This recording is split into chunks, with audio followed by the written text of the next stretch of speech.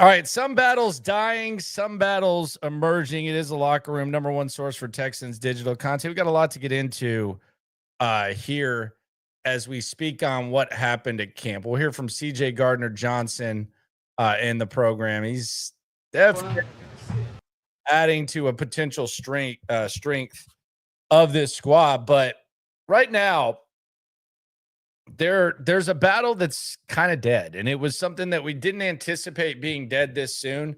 Kind of touched on it yesterday, but it feels like the offensive line competition has died. And maybe there's a battle at center, but the offensive line competition is dead.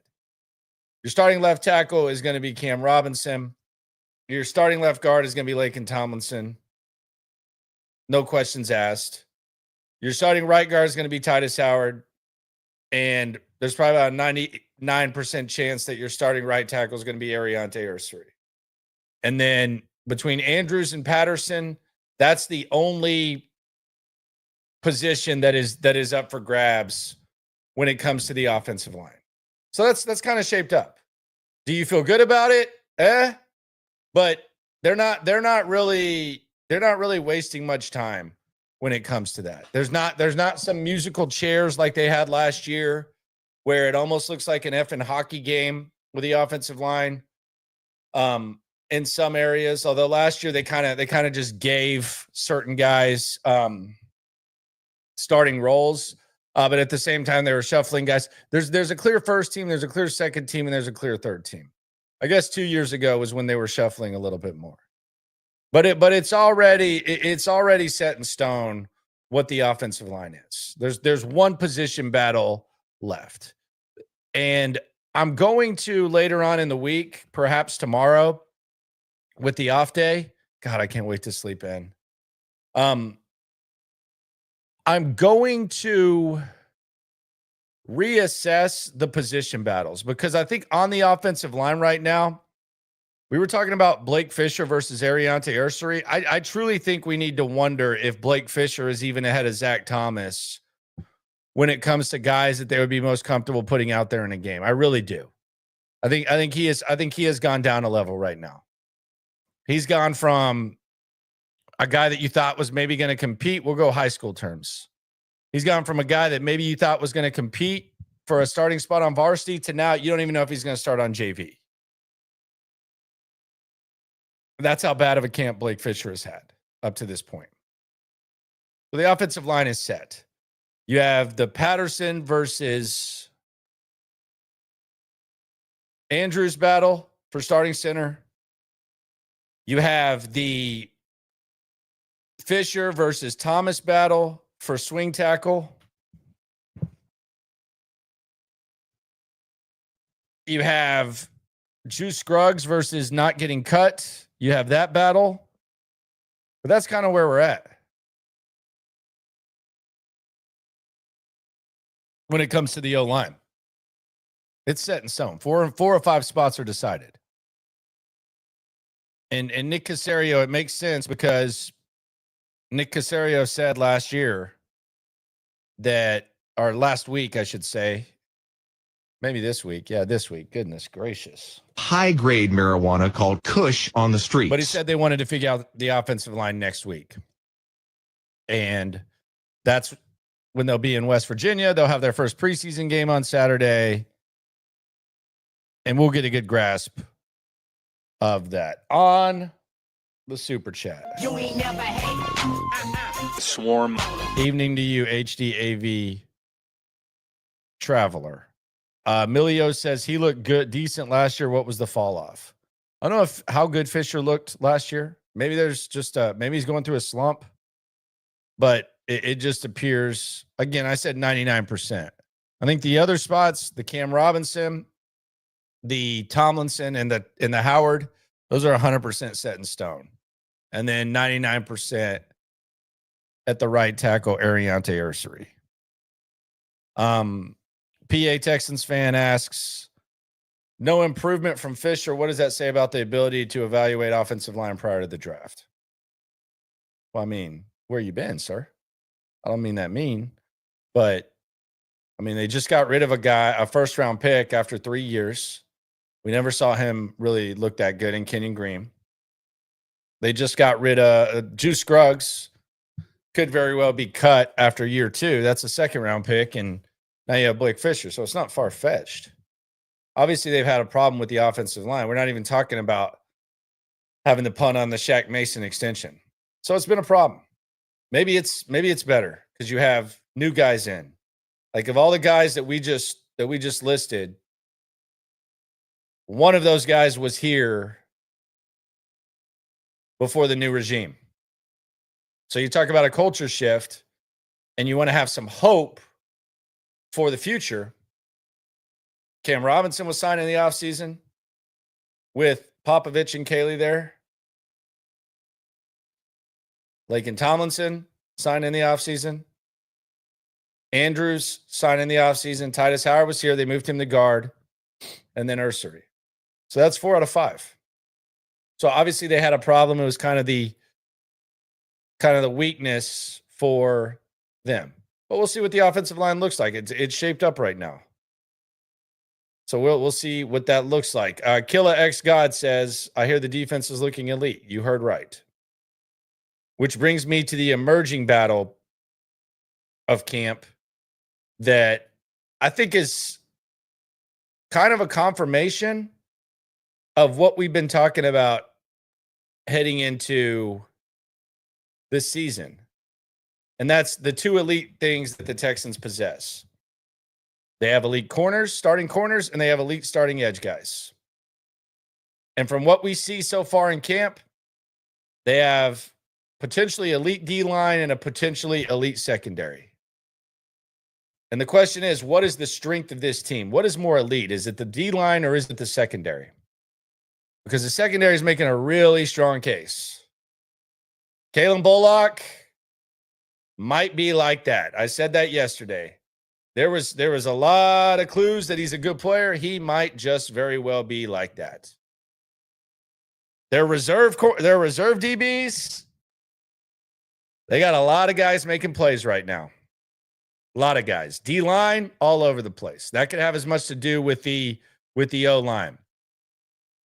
But the 2 elite things right now that we're seeing,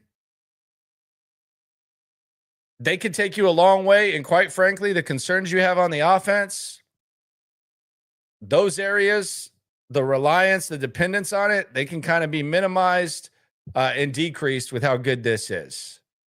I think the secondary right now, that is the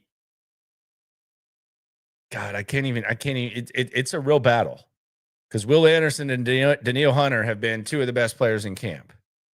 And then you could almost say that the next 3 are Stingley, Lassiter, and Bullock.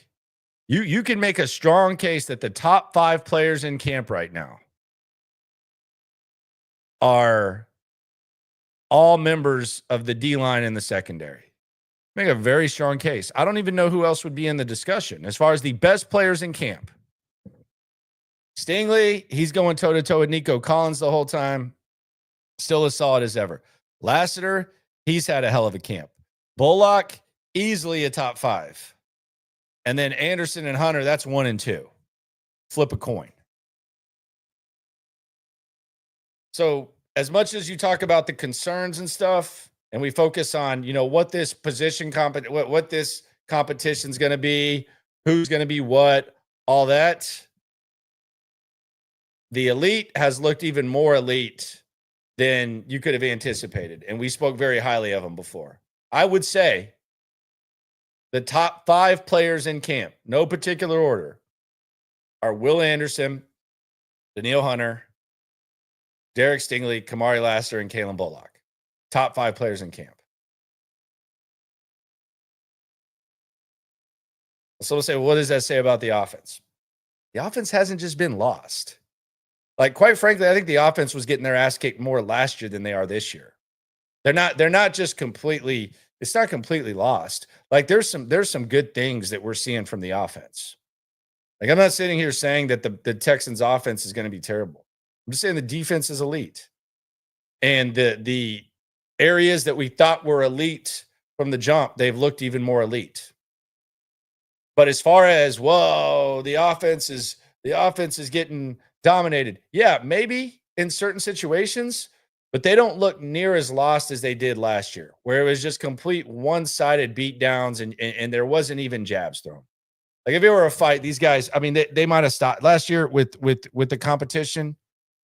And there were obviously stretches where you would see guys, but the fight would have been stopped because they weren't even throwing punches. You know how the old school boxing matches when boxing was tight? God, I miss those days. They weren't even protecting themselves.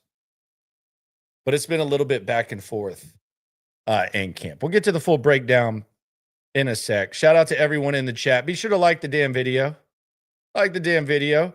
We got an off day tomorrow. Friday is going to be fun. Saturday is going to be fun. Sunday, I'm getting on a plane. I'm going to West Virginia, baby.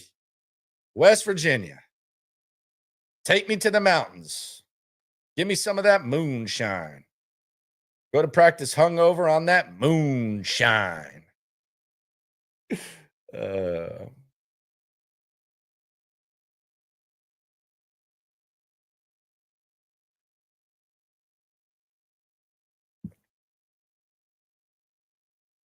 it's gonna be a nice little time watching this defense.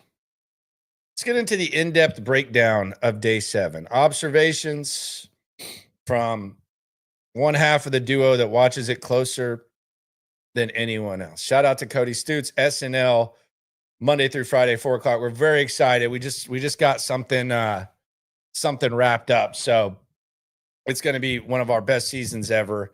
And the growth of the channels is through the roof. I'm approaching 3 years of being able to do the digital, being allowed to do the digital.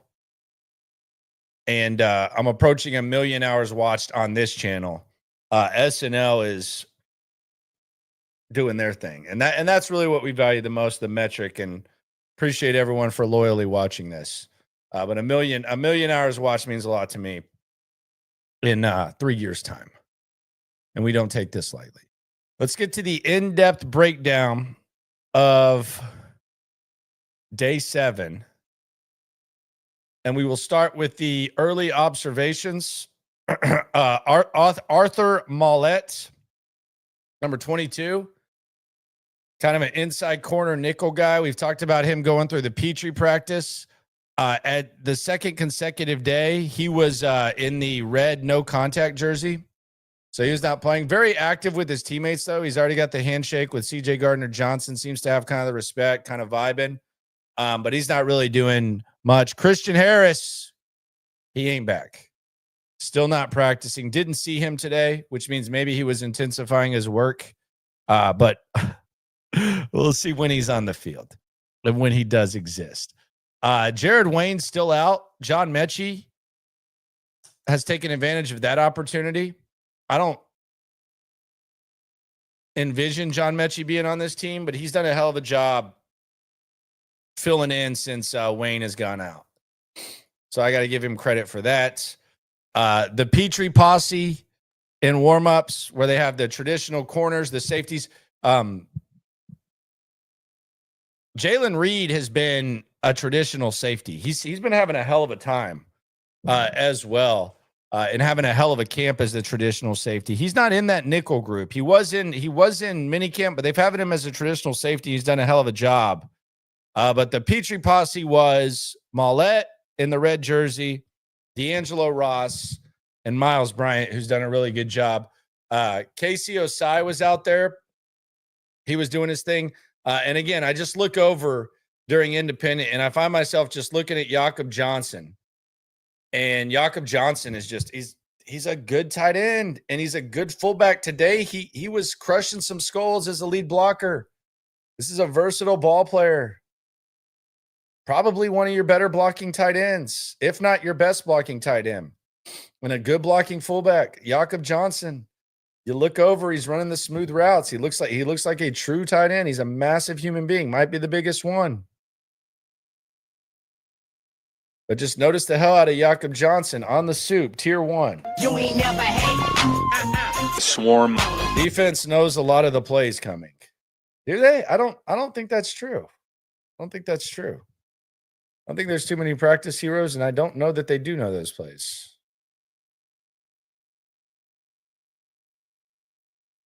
Primetime says, do you think the Texans roll with a fullback? He's a tight end, man. He's a tight end who can play fullback. So I think that kind of adds to it. Like he's a tight end who can play fullback. So I don't look at him as just a fullback. Group install, really not much going on, kind of boring. Special teams. So I brought this special teams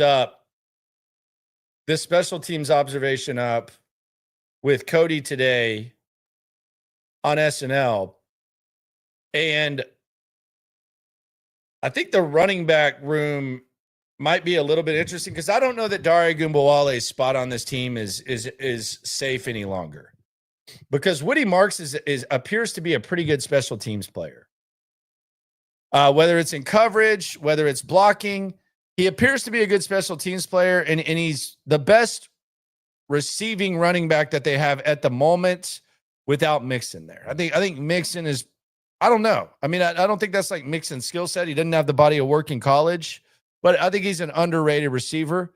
But with where they are right now, with the running backs that are on the field, Woody Marks is by far and away the best receiving running back. And quite frankly, he's a pretty damn good special teams player. And I think there's a chance that Woody Marks could force the Texans to at least consider whether or not they should keep Dare Ogunbowale around. So I think that's another way to look at this thing as we kind of reshape and reshuffle the Texans roster. Woody Marks could very well end the Dare Ogunbowale guaranteed spot on the 53-man roster. Jawar Jordan, no, he's not going to play special teams. Not great. He is too small to be a gunner on special teams, so his path is going to be as a true running back. He has looked good. I do want to see more of Jawar Jordan. He's clearly a lot better in year 2, but he's not going to play his way onto this team in special teams, specifically in coverage. But Woody Marks is a really good special teams player, just based on all the stuff that we've witnessed and that we've watched. So we head into the season, and we've seen it for multiple years where you're like, how is Dare Ogunbowale on this team? How is he still around? This guy's going to be on the team forever. I think Woody Marks might end the Dare Ogunbowale situation because he's pretty good on special teams. So that's something to perhaps keep an eye on. Team 1 breakdown, the breakdown of Team 1. And CJ Stroud today did do something better than he's done all camp. We'll get into that as we go through this. We had the same offensive line, which we started the show talking about, with Andrews at center. And we started off team with a Nick Chubb run up the middle. Stuffed. He decided to run to the 40-yard line afterwards, get those legs running, pumping a little bit extra. But EJ Speed was with the ones. We then had CJ Stroud avoid pressure. He had a small gain. Some would have said it was a sack. I thought he did a good job of avoiding the pressure. Then Dare Ogunbowale gets stuffed. And Kalen Bullock with a pass breakup on Nico. And as that happened, Jonathan Alexander looks over to me and he goes, man, he might be the truth, which is what I've been saying as well. So for the third day in a row, Kalen Bullock gets a dog of the day. One of the top 5 players in camp. Kalen Bullock, dog of the day. In comes Davis Mills. The corners, the backup corners are the Smiths, Tremont Smith and Jalen Smith. Nice little out to Jalen Knoll with Smith in coverage. Then you had a Jawar Jordan, nice outside run. Woody Marks with a strong run to the left. And then Jalen Reed, by way of Penn State, the guy we spoke with at the Combine, thought it might be a long shot for him to be a Texan. He's a Texan. Thought he might be a nickelback. He's a traditional safety so far. He's playing his ass off. He's looking good. We talk about all these guys in the secondary and the strength. Jalen Reed doing his thing. I'm a dog, I'm a dog, I'm a dog, I'm a dog. Dog of the day, Jalen Reed. Give it to him.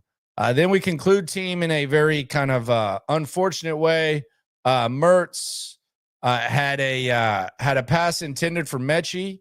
It was broken up by Yeast, number 25. And as I said on SNL, a Yeast PBU is also known as a yeast deflection. And then we had a scary moment. First big injury of camp. Keontae Hamilton, the rookie out of Rutgers, the wrestler. He gets carted off. Kind of a scary moment. Little fist pump for Rod Wright. Is this real? My daughter just gave me $100 bill and it's a fake. I was like, man, where's she finding this cash? So Keontae Hamilton carted off. You could tell it was immediately bad. Pushed off in the stretcher towards us. Fist bump with D-line coach, former Longhorn Rod Wright, and then kind of puts the thumbs up and goes back. I would anticipate he was probably going to try be a stash away guy no matter what. Had a hell of a day yesterday, actually. Had a sack and a moment where he kind of blew up a run and then yelled at Juice Scruggs. But got to anticipate we don't see him this year. And he was going to be a stash guy anyways, but he was carted off.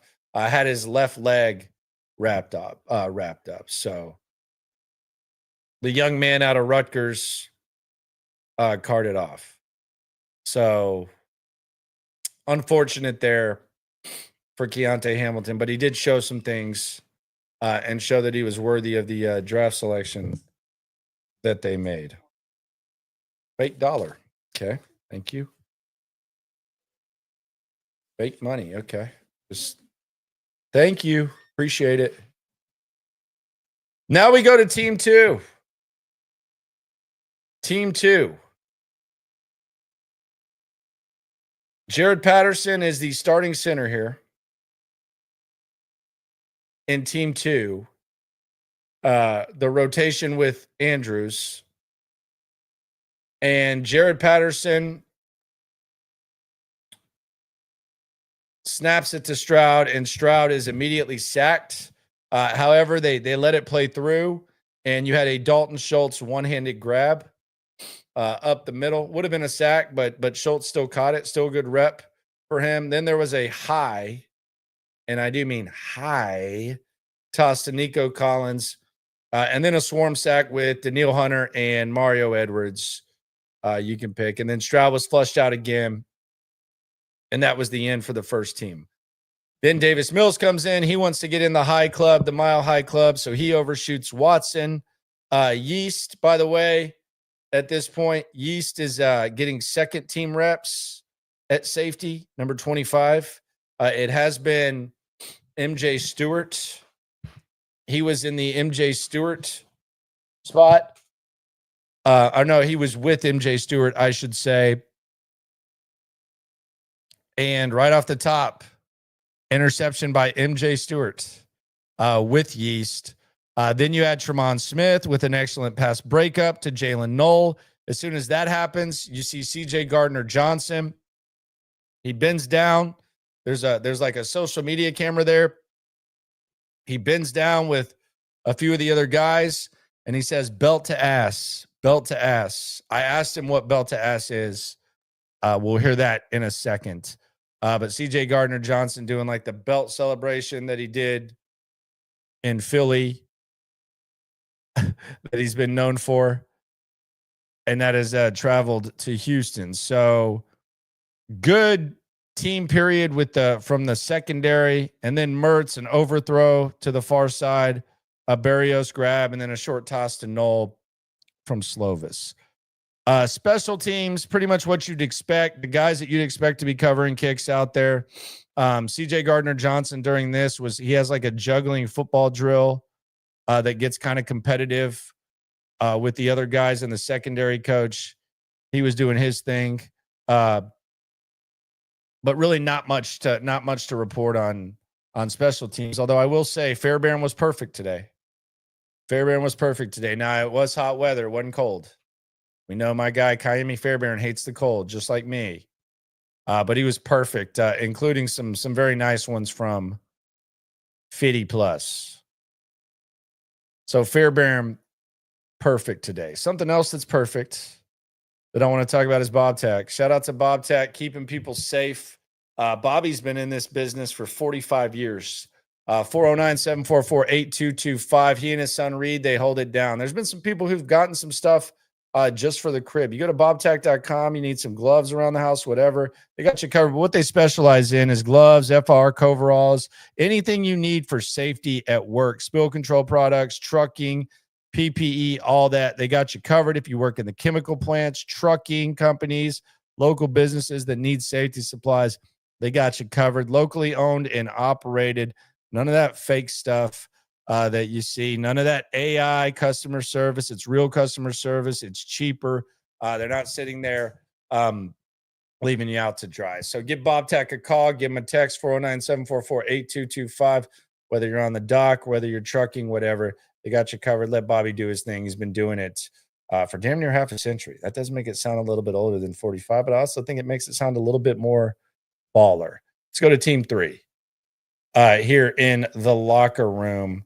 One Mortal 2 says, I think your daughter deserves a super chat. You ain't never hate. Swarm. She's been making it rain here. Look at this fake bread she's bringing in here. You're just getting crazy around here.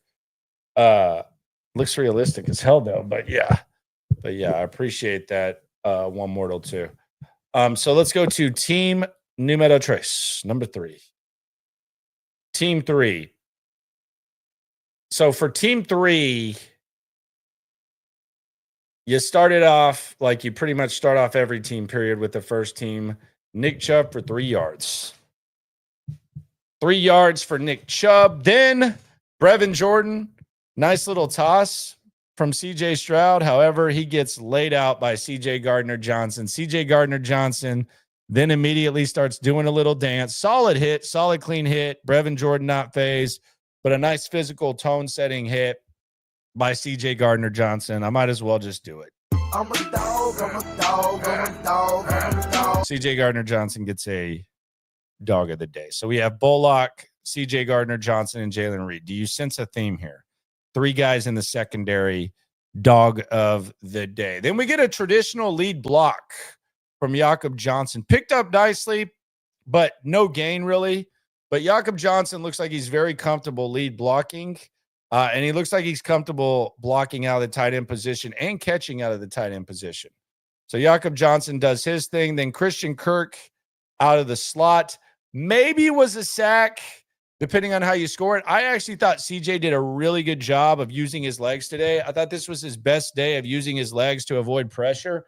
And I mean, it's the difference between a 5-yard loss and a 2-yard gain. That's a 7-yard swing that keeps the offense on track. I thought CJ did a really good job with that. That's been kind of a thing that we've talked about over the course of CJ Stroud coming into the league and being in the league, is using those legs. I thought he did an excellent job today of feeling pressure, avoiding pressure, and turning plays into either non-negative or a small positive play. So I thought it did a really nice job. Follow that up with a nice little Nick play design to Cade Stover. Nick. Nice little boot thrown to the flat with Cade Stover. And then Kaimi Fairbairn from 52. Good. Then we go to team 2, the second team in team 2, Davis Mills. Juice Scruggs, by the way, at right guard too. So he's getting some second team reps. So that's good for Juice Scruggs. Now, does it keep him on the team? Who knows? But he's not holding the bag, and he's gone from being like a clear third stringer to them at least looking at him getting some second team guard reps. So good for him. Damon Arnett also getting some second team reps. The Smiths, we talked about them at corner. Now you have Arnett in there with Jalen Smith. Yee's still at safety.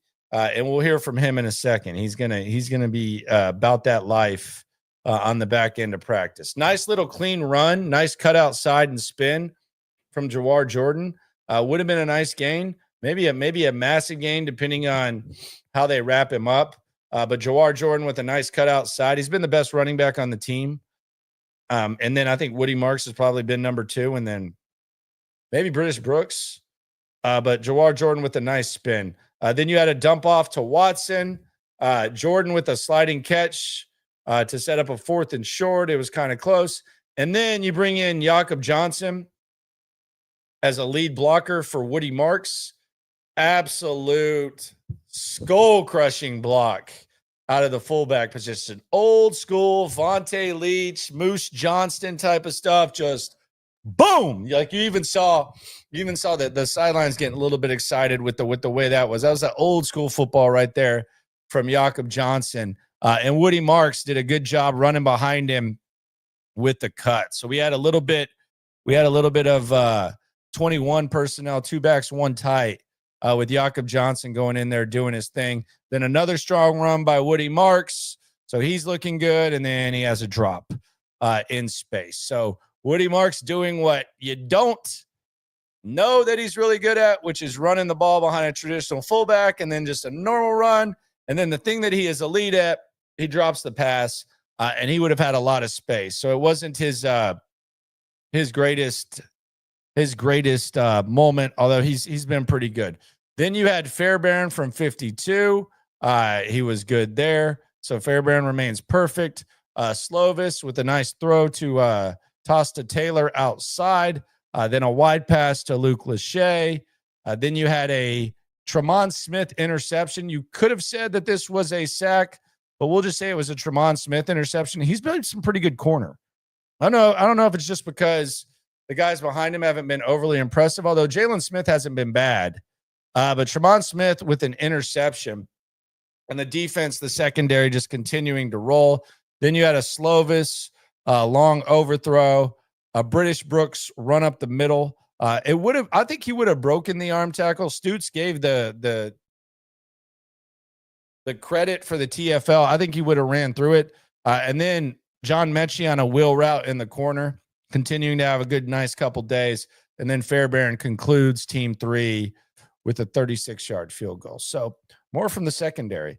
Tremont Smith, we've talked about Jalen Reed, and then some of the other guys. Like there's guys that you would expect to ball out, but even like the reserve guys and the depth guys are balling out on the secondary. Like the secondary, there's some contagious playmaking going on in the secondary. And it's been a nice battle between the new the elite areas. And that's kind of the new way I'm going to score camp. I think we're obviously going to have offense versus defense, and we'll talk about who got the best of who. More times than not, it's going to be the defense. But from now on, I'm going to add a new area of scoring to my imaginary training camp score sheet, which basically just means whatever the hell I say in the hours of streaming after covering the team and being on the digital beat. I'm going to, from this point forward, for the next 2 weeks worth of practices, we right here in the locker room are going to start scoring secondary versus D-line. I think it's kind of we'll call it the elite battle. The elite battle, the elite scoreboard. I'm going to put that on the sheet here. The elite scoreboard. The game was within the game. This is kind of iron sharpening iron, right? Would you say DeMeco would like this? This is kind of a iron sharpening iron. The elite showdown. Secondary versus DL. From here on out. We'll start it right now. Who looked better? The secondary or the D-line? Now, maybe Danielle Hunter and Will Anderson get days off. That might help. But we're going to start doing that. There. Is Brooks the real number 2 running back? No. Wouldn't say that. I wouldn't say that. I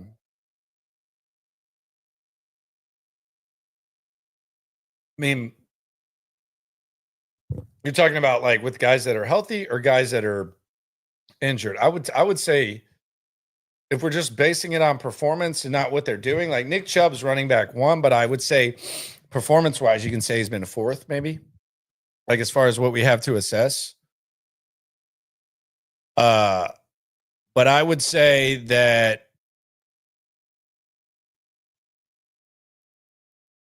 it's Jawar Jordan, Woody Marks, and God, I mean, I guess you could say Brooks over Chubb. Like he's been better. I mean, maybe there's like some pass protection things that they look at that we're not paying much attention to, or like some sort of hidden value, but I don't know. I don't know. So number 4, there's a theme in team 4. I thought CJ Stroud, this was as good of a job as he's done of using his legs to feel pressure, avoid pressure, and kind of sweep out of pressure in team 4. So in team 4, we start out with CJ Stroud, little run to the right. Then Stroud flushes out of pressure, another run. Then an incomplete pass to Hutchinson. Then he uses his legs yet again. Then he had a misconnection with Watson. Then another rollout. And then you had Derek Stingley traveling with Nico Collins. Hell of a battle there. And a good throw by Stroud, but just better defense by Derek Stingley, which we've kind of come to expect. Then you had a skip pass to the outside by Stroud. And then Stroud avoiding pressure. However, there was a flag by the offense. And then we get a Kaimi Fairbairn 50-yard field goal. So good job by Stroud using his legs here. Probably could have been sacked 4 times. Kind of avoided that. And it seems like he's gotten better at that, which is really like one of the most important things with CJ Stroud. Like I don't think there's like a major like assessment to make with how he's throwing in camp. And he's been throwing good. He's been throwing fine. The reps have been pretty equal. But I think the way that he uses his legs is going to be as important as anything else, especially with this offensive line. So then Davis Mills hits Stover. Stover's on the ground, catches the ball. Then there was a flag pass intended for Stover. Didn't happen. Flag route, which Davis Mills has actually thrown that ball really well in camp. Intended for Stover. Doesn't happen. Then Woody Marks tripped up to the left. Then you have a spike because they're going through team here. And Fairbairn good from 42. Then we're going to wrap it up with Mertz, not Slovis. Mertz comes in. First play for Mertz. What happened to that boy? Birdman sack. He gets the sack. He's been all over the place. Bird's been nice. Solomon Bird with another sack. Then a beautiful out to JJ Taylor. Another running back who's probably looked better than Nick Chubb, if we're being honest. JJ Taylor, just a perfect running back route out of the backfield. Just perfectly executed out, perfectly thrown, plenty of space, easily 10 yards. Could have been more depending on what the tackle looked like. But JJ Taylor out of the backfield, just lovely. Then an underthrow to Luke Lachey, a procedure penalty, and then a 2-piece combo of scuffling from Russ Yeast. Russ Yeast gets in a scuffle with Johnson, number 89, where 89 just kind of hits him in his helmet. Then in the next play, Yeast decides he's going to return the favor, and he pops Deculus in the helmet. You know what, Russ Yeast, you got the second team reps.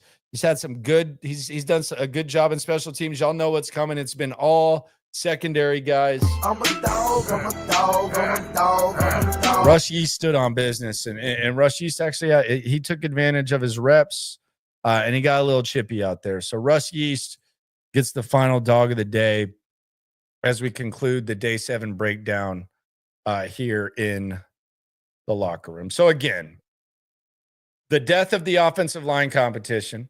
That's one of the biggest stories. And the biggest battle in camp is between the secondary and the D-line. Which one is elite? Most relevant thing to carry that will matter in season is CJ Stroud is using his legs very, very well. And that's something that they're going to need in the secondary. So that's really, really encouraging. And CJ Gardner-Johnson, after practice, he spoke. I asked him about this belt to ass thing. I don't think you'll be disappointed hearing CJ Gardner-Johnson hold court. Let's hear from him. Can y'all hear me? Can y'all hear me in the back? All right, bet. And action. How you liking it so far? Hot. Yeah. Besides that speed, though, what you guys are doing as a group in the secondary? You do see a lot of young guys getting better. A lot of young guys actually getting to the ball. In camp, that's the hardest thing is running to the ball, putting your hands on the football. So for Jay Reed, J Rock, all the young guys that we brought in, the buy-in, even me, I feel like I'm a new guy, rookie, learning the playbook all over again. Just encouraging them, learn to know that we out here with you. We out here at camp with you. So whatever mistake you do, go full speed. But know that there's always corrections and learning points to get better. You said it's the hardest thing in camp is to get your hands on the football, but tonight you guys gave by my count at least 3 interceptions. 6. There you go. So how are you guys doing? Encouraging each other and not caring who really touched the ball.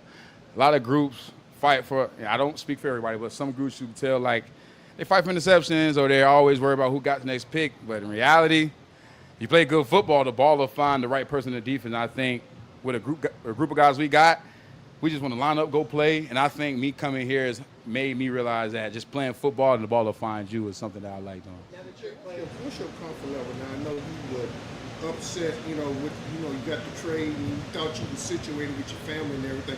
How are you now with your comfort level and getting your family situated here now? Football started with Houston, so I'm here with a new chapter in my life. Like I said, I closed a chapter of my life with Philly when I went to the ring ceremony. Did everything we could do. Now I'm here, ready to play football with Houston Texans. Focus on my new teammates. That's the past. The more I sit and think about what happened, I will never be the best version of myself for this team here. So I'm happy. My family's happy. We're all good and ready to continue to go out here and have fun. when you got the ring, you talked before about this, how you want to win it this year, you want to win the next 3, you want to win it every year. How much did getting the ring tangibly just even amp it up a little more? It didn't, because I don't play for them no more. I ain't defending nothing. I'm actually chasing it now. Hungry enough. I'm hungry. Like you said, they're prey. Like, I gotta go hunt them. Like, they're champions. When you're a champion of something, you become the prey to a lot of predators. So there's no shot at them. It's just you gotta understand, like, when you switch sides of the ball, switch roles, I gotta go hunt again. What kind of predator are you? I don't sleep. I feel like coming here, I gotta get better. As a man, as a teammate, father, and whatever these team call me to do, I'm here to put my best foot forward. They said shark never sleeps. You may never know that. You don't know. But I'm fucking, yeah, you're right. Is it different here than other places? Nah, because football is football. Only time camp is different when you're not doing what you're supposed to do and you're messing up. You got to do the extra, come in extra to fix the corrections. But when you're actually doing what you're supposed to do, making the right calls, coming in early on your own time to sharpen up on tools and knives that you already have, camp doesn't change. Ball is ball. You're here for a whole month. Season start next week. Next week. Next month, you got to understand we got 14, 15 practices left. So the clock is ticking. So it doesn't change. You got to understand the sense of urgency is high at all camp. You've been on Super Bowl team before. What do you feel like those teams possess?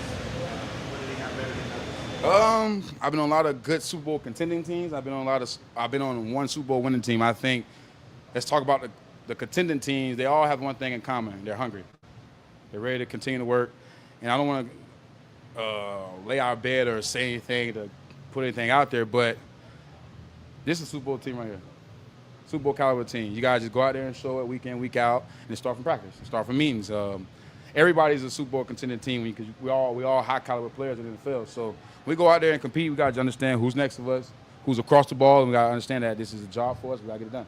CJ, what stands out about this defense and what you like most about DeMeco? We get the attack. He got the swarm mentality, I think. For me, playing the attack mentality has actually been good because past couple of years, I've actually been in the half and post, protecting the defense, but being a close up to the line of scrimmage and doing interchangeable jobs with the guys in the back end, I'm loving it. You got Chippy there at the end, and DeMeco talked about being the third game patch and kind of start to see that. How have you seen like the intensity and competitiveness? It's nothing personal. It can get chippy, but nothing can get personal. When things get personal, that's when you don't get better. I think the best thing you saw from that, there was nothing after it. No extra curriculum. Like you said, extra. In the past, you will see the extracurricular. But here, we all have understanding. We're brothers, and we gotta be the best coworker to each other and the best teammate on the field. Because if not, I can't sleep well at night. I know I'm not doing my job for my teammate to help this team get better. The belt celebration has traveled from Philly to Houston. Say it again. The belt celebration. BJ? Yeah. Yeah. Can you explain what that is and what that mentality is? That's self-explanatory. What is the belt to us philosophy? In the PG terms, out competing, out hustling, and doing your job better than your opponent. Can you talk? You said you get better in all ways as a man, as a father, as a player. At this point in your career, what does that entail? What does that look like? Being honest, looking yourself in the mirror, and waking up and saying, am I actually getting better? Am I actually taking the steps forward to become a leader? Not just for your teammates, yourself. You got to be able to lead yourself in the right direction, because if not, you're going to fall off. Like a lot of guys in the league, they get lost and understand that you got to make all the money, all the accolades, but you got to know how to control it. And the best way to control it is look yourself in the mirror and be honest. Are you doing what you need to do to get the job done every day? Are you feeding your family like you're supposed to? And are you legally staying out of trouble? What's it been like going against this receiver group so far, and what have you seen out of a rookie like Davis? Like the Daytona 500. We running fast every play. Everybody fast. All the cars competing for first place.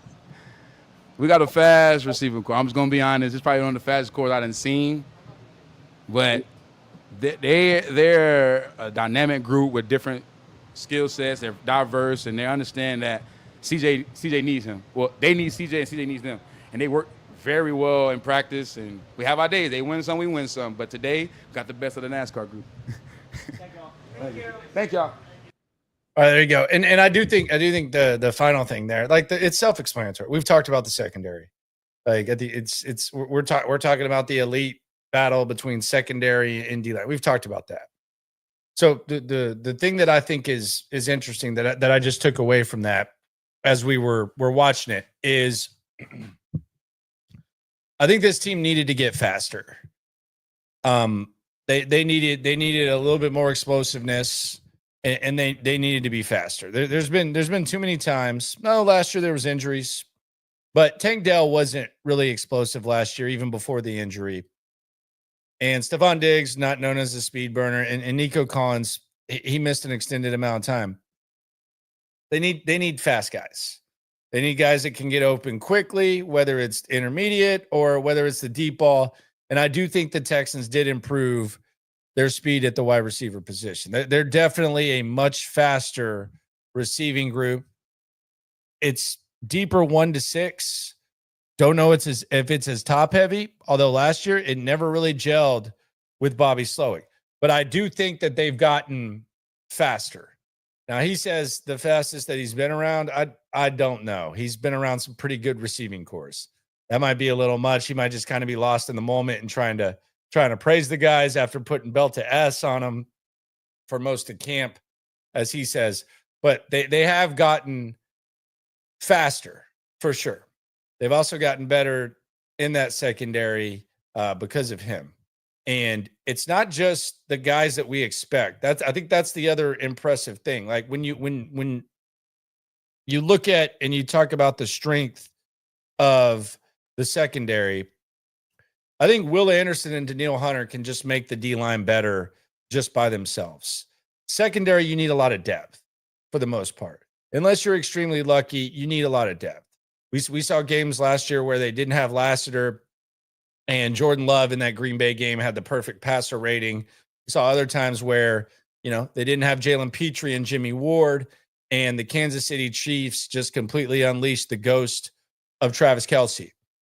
You need depth in the secondary. The Texans appear to have depth in the secondary. And as much as we talk about this offensive line, And we kind of started talking about, how poorly they've done evaluating offensive linemen up to this point with the Kenyon Green, with the Juice Scruggs, with the Blake Fisher, it appears, the Shaq Mason, like all that. They've done a really good job in the secondary. Derek Stingley, first round pick that Nick Caserio ever made. Kalen Bullock, a second round pick. Kalen Bullock, a little bit later. Kamari Lassiter, second round pick. CJ Gardner-Johnson, trade. Jalen Reed, who we talked about, day 3 pick this year. MJ Stewart, they've kept him around. He's doing his thing. They've done a good job in the secondary. And it does feel like there's a lot more depth in that area that you were never too worried about in the first place. And in a crazy way, you feel even better about the secondary than you did heading into camp. And you felt pretty effing good about it. That's a good thing. We've talked about the defense. The defense is going to be their superpower. That's been one of the themes. And that superpower is looking really, really, really good. CJ Gardner-Johnson is part of that. But I do think they've improved the speed. Little Man Brass says maybe Chubbs is just cruising through camp. I don't want to do too much. I don't know. Well, I mean, he's playing the whole time. He's out there. He did play last year. I think that's the other thing that needs to be brought up with Nick Chubb. I mean, there's too much evidence with Nick Chubb that shows that he should not be looking that great right now. He had the worst year of his career last year. He played half the season. This was coming off an injury that we thought might end his career, and he also broke his foot last year. So it would be weirder if Nick Chubb was looking really explosive than it is if Nick Chubb doesn't look the part. Now, the question is, how do they handle it? Are they able to figure it out? But he's not a cruise guy. He's not, it's not an effort thing. I think that's kind of the thing that kind of gets lost in the sensitivity and the defense, being defensive of guys that put on the uniform. He's never not going to give his full effort. That's not how Nick Chubb is built. Just the fact Nick Chubb is out there even practicing right now is a miracle. There aren't a lot of guys we in here talking about practice that would be able to overcome that. The injury that he went through, all of the wear and tear that he had, all the carries that he got in Cleveland. And then last year you break your foot. Like he's just not, he just doesn't look good. It doesn't look good. It looks like a guy whose best days are behind him. And when it comes to the eye test, which is all we have to assess, it didn't get better with pads. Like initially it was, well, let's see what happens when the pads come on. It doesn't look much better. Doesn't look much different. Like whenever Woody Marks goes across the middle or British Brooks or Jawar Jordan, it looks better. Like at this point, I would be shocked, and we don't know how Dameon Pierce's quad is. I think in this role with what they're asking him to do, I think Dameon Pierce is a superior back than what Nick Chubb is right now. Now, I will admit this. There have been a lot of times where I've thought that a running back is, I don't want to use the word worthless, but not a productive guy. And the pass blocking is just so much different. And it's an important element. And there's that. So maybe he's just like the best pass blocker to ever play football. But like this notion that Nick Chubb is coasting and you can't really judge him now, that doesn't make a lot of sense. And it's not based on anything that we've seen. We saw him play last year. And he broke his foot. He was bad before that. So if you want to hold off the hope, hold off the hope. But it's not logical to make too many excuses with Nick Chubb based on what we've seen, based on what has happened to him, and based on the other guys that are on the PUP list and the other guys that are there. It happens. It's not a knock. It's not like you're insulting J.J. Watt, Andre Johnson, or something like that. Cleveland let him go. He's a legend there. He's been like the bright spot for them through the ups and downs. And Cleveland let him go. So it would be a lot more surprising if Nick Chubb looked great. He just doesn't. And if you don't want to write him off, don't write him off. I don't, at least like channel the expectations. Will he play in the preseason? I don't know. But yes, Dameon Pierce does have an injury history. I mean, it's a shame that Dameon Pierce should really be side by side with Nick Chubb right now and just looking like the superior back that's more explosive with a lot more excitement with the new system and getting a lot of people excited. The fact that Dameon Pierce isn't out there for this camp, it's a damn shame for him. And it's been an up and down, up and then down, and then slightly up, down, slightly up, down for Dameon Pierce. This was a big opportunity for him. This is the final year of his rookie contract. This is a year in which the running back room was set up to where he didn't have an opportunity. Like Joe Mixon's not at camp. Dameon Pierce should be right there fighting for the first team carries. And he's nowhere to be found. The crazy thing is, though, even in his absence, I feel like his stock has kind of risen because of what we've seen or what I've seen from Nick Chubb. You want to hold off hope, hold off hope. Hope's not a plan, though. Hope's not a plan. Hope is hope. And hope isn't based on fact a lot of the times. Sometimes it is. But with what's happened with Nick Chubb, what we've seen from Nick Chubb recently, if you're hoping that, it's blind hope.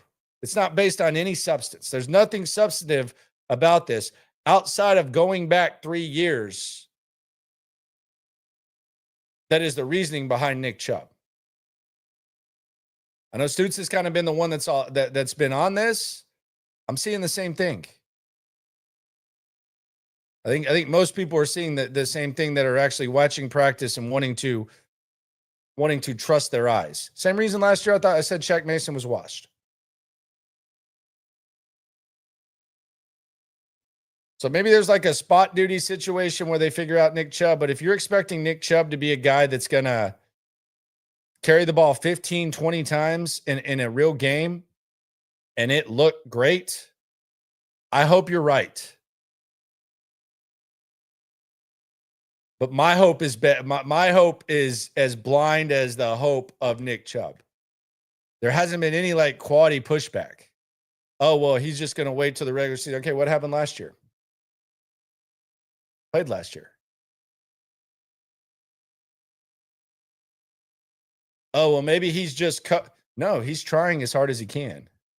It's not an effort thing. He's out there. And that's a miracle. And he's got some extra money for it. And it was worth the tire kick. I'm not sitting here saying it was a disaster that they brought in Nick Chubb. It was worth the tire kick. Because he was the best effing running back in football 3 years ago. And they had a running back room, the Texans, that wasn't quite overwhelming. Dameon Pierce can't stay on the field. Dare Ogunbowale has been here for a long time without really a lot of upside. You didn't get a running back in the draft early. You got a guy who's more of a receiver. Didn't see anything from Jawar Jordan. So no one's sitting here like I would have obviously, and it's very well documented, I would have liked to see them be more proactive when it comes to the running back situation. But given what the status was of the running back position, when they brought in Nick Chubb, you could do a lot worse things than kick the tires. But you know what? Sometimes when they kick the tires, they're flat. You don't always kick the tires and they're full. And that's the whole term. And right now, it doesn't seem like that tire's full. And it makes a lot of sense based on everything that's happened. So that's just where we are with Nick Chubb. But hopefully Joe Mixon's back and then you figure it out. It's just then you start talking roster management. Like if Jawar Jordan looks good, do you want to say bye? Do you want to try to sneak him through waivers? Woody Marks is going to be on the team. I think we know. Like Dameon Pierce is his spot. I don't know. They're going to have to make some decisions on this right now. I mean, it's not like overly crucial. They got plenty of time.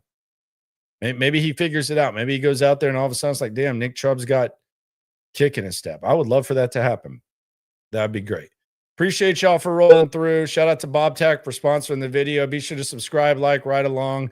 Couple videos dropping tomorrow. SNL live at 4 o'clock. Locker room, obviously, at 10:30. I'll also drop a video during the day. Texans are off. They'll be back on the field on Friday. West Virginia, 3 days away. Always remember, when it comes to this Texan stuff, we're all in it together. Yeah. Yeah. It's the Locker Room on YouTube. You know what it is. Let's get it. Hey, Locker Room. Yeah, we in the locker room. Texas talk. Yeah, you know what we about to do. Localize every angle's what we really do. We the source, we the pulse of the city too. Landlocked, got the game in the headlock. Localize every time, can't stop, won't stop. Yeah, we top 2 and we not too plugged in.